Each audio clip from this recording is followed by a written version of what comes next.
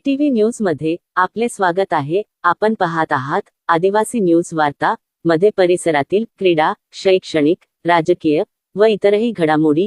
आता पाहूयात सविस्तर वृत्त। आदिवासी न्यूज वार्तासाठी नंदकुमार तोटेवाड। राज्यात महाराष्ट्र धर्म स्वातंत्र्य कायदा लागू झालाय।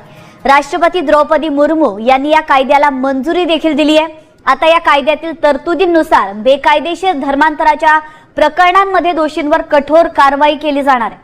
तसंच कायद्याचं उल्लंघन केल्यास 7 वर्षांपर्यंतच्या कारावासाची शिक्षा देखील सुनावण्यात येणार आहे। या कायद्यामुळे बळजबरी, फसवणूक, अवाजवी प्रभाव, त्याचप्रमाणे आमिष किंवा विवाह यांद्वारे केल्या जाणाऱ्या बेकायदेशीर धर्मांतरावर कारवाई होणार आहे। दरम्यान या कायद्याची वैशिष्ट्ये नेमके काय आहेत आपण पाहूयात ग्राफिक्सच्या माध्यमातून। दोषी आढळलेल्या संस्थांवर बंदी घातली जाईल आणि दंडाची तरतूद देखील करण्यात आली। कायद्याचं उल्लंघन केल्यास 7 वर्षांपर्यंतचा कारावास, पुन्हा गुन्हा करणाऱ्यांसाठी 10 वर्षांपर्यंत शिक्षा वाढू शकते। धर्मांतरापूर्वी दंडाधिकाऱ्यांना 60 दिवस आधी सूचना देणं अनिवार्य।